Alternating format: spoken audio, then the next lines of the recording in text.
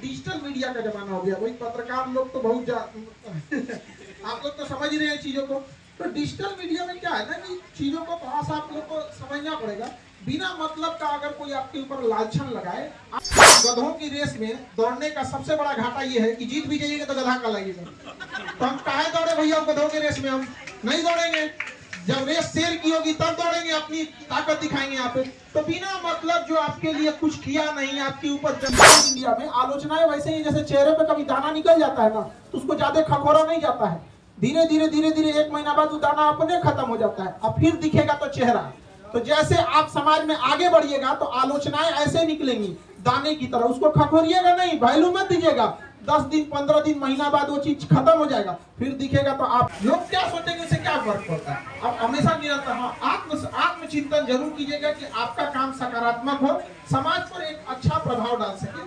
आत्मचिंतन जरूर करने की जरूरत है और अपने से सीनियर से थोड़ा बहुत सलाह लेने की जरूरत है, क्योंकि दूसरों के ठोकर से सीखना ही समझदारी कहलाती है। अपने ठोकर लग लग के सीखते जाइएगा, ये जन्म ठोकरे खाने में बीत जाएगा यहाँ पर। और कभी पीछे पलट के नहीं देखिएगा कोई क्या कहता है। हिरन को जब शेर दौड़ाता है तो हिरन भाग जाता है, लेकिन वो पलट पलट के बार बार देखते रहता है शेर किधर है, शेर किधर है। अगर सीधे दौड़ता तो उसको कभी नहीं पकड़ सकते थे। इसलिए आप लोग को एकदम निरंतरता अपने पे चीजों पे ध्यान देना है यहाँ पर। और समाज तो बोलते ही रहेगा, भगवान को तो नहीं छोड़ा समाज ने। तो हम लोग दो पैर में चलने वाले आदमी किस डेगची के मसाला है।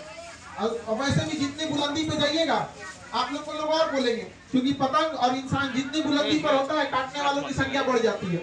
तो अगर आपको लोग आलोचनाएं कर रहे हैं, लोग आपके पीछे पड़े हैं, मीन्स आप थोड़ा सा समाज से आगे हैं। वरना अगर वहीं पड़े रहते, घर में रोटी बेल रहे होते, सब्जी काट रहे होते, तो कोई आपका नहीं आलोचना करता है यहाँ पे। तो जब भी आप आगे बढ़िएगा तो कठिनाइयां आएंगी, ये आपका समझिए कॉस्ट आपको ये चुकाना पड़ेगा। और आज आपकी सब चीजों पे कभी ध्यान मत दीजिएगा। ये समाज में हम लोगों ने इस चीज को देखा है। भारत में महिलाएं एक तो बेचारी उनको पढ़ने नहीं दिया, समाज ने हजारों साल तक पढ़ लिख के कुछ आगे बढ़ी तो उनके ऊपर 4 बात सुनाने लगा। ये सब चीजों पे कभी मत, और नहीं इन लोग के जवाब देने पे पड़िएगा। कोई चिल्ला के चुप हो जाएगा, आप पे आलोचनाएं कभी आएंगी। आप देखिए, आत्मचिंतन जरूर कीजिएगा कि आपका काम सराहनीय है, सकारात्मक है या नहीं, लेकिन दूसरों को दबाव में नहीं। यहाँ पे जो आलोचनाएं आज के समय डिजिटल इंडिया में आलोचनाएं वैसे ही जैसे चेहरे पे कभी दाना निकल जाता है ना, तो उसको ज्यादा खखोरा नहीं जाता है। धीरे धीरे एक महीना बाद वो दाना अपने खत्म हो जाता है, अब फिर दिखेगा तो चेहरा। तो जैसे आप समाज में आगे बढ़िएगा तो आलोचनाएं ऐसे निकलेंगी दाने की तरह, उसको खखोरिएगा नहीं, वैल्यू मत दीजिएगा। 10 दिन 15 दिन महीना बाद वो चीज खत्म हो जाएगा, फिर दिखेगा तो आपका ही ये चेहरा, जिसको समाज को देखना पड़ेगा कि बुलंदियां क्या चीज होती है यहाँ पर। तो कभी इन सब चीजों में मत रहिएगा यहाँ पर आजकल। और आपके ऊपर तो बिना मतलब अब जैसे एक महिला आप में थी कोरोना में, जिनके हस्बैंड नहीं रहे, फैमिली में सास ससुर नहीं, मायके में माँ भाई माता पिता नहीं, ऐसे महिला को क्या करना पड़ेगा, उसको आगे बढ़ना पड़ेगा। और भाई कई आखिर अपना पेट पालने के लिए, बच्चों के पढ़ाने के लिए कुछ तो करेगी, वो करने भी नहीं देते, उसको 4 बात उठाते हैं। वो सारी महिलाएं लोग इस चीज को ध्यान रखिएगा, ये दाना एक दिन खत्म हो जाएगा। फिर जब बच्चे आपके कामयाब होंगे तो फिर आप यहीं आके अगली कहानी आप सुनाइएगा कि मेरे साथ भी ऐसा हुआ था और हमने इस समाज को एक आईना दिखाया यहाँ पर। अभी आप कांच है इसलिए सबको चुपते हैं, जिस दिन आईना बनेंगे उस दिन पूरी दुनिया आपको देखेगी। और ये समाज को दिखा देना है, क्योंकि देखिए हम ये बात आज भी हम इस चीज को कहते हैं। मेरी मम्मी भी हमसे ये कहती थी कि बाबू जितनी मुसीबत से हम तुमको पाले हैं, अगर तुम बेटी रहते तो हम लोग कहाँ जाते।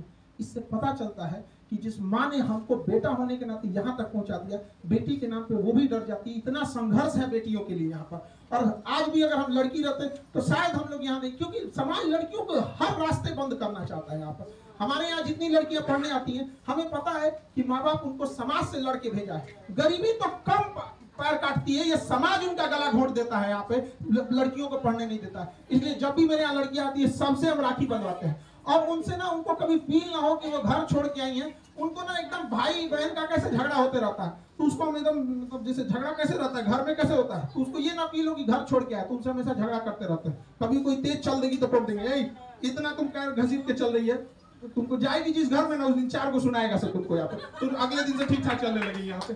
तो मजाक मजाक में उसको छोटे छोटे चीजें जो आदमी सिखा सके सिखा देता है। और तो इतना कर देते, एक लड़की आई थी, वो कह रही जब उसका जॉब हो गया तो कह रही सर आप इतना ना हम लोग को टोके हैं कि अगर ससुराल हम लोग का गया 5 गो ननद मिल जाए तो 5 को टोकेगी, तो इतना ना आप टोकेंगे जितना ना आप हमको एकदम ढीठ मतलब एकदम आदत करा दी हमें। तो हमारा क्या कोशिश रहता है ना कि उसको मजबूत बनाना।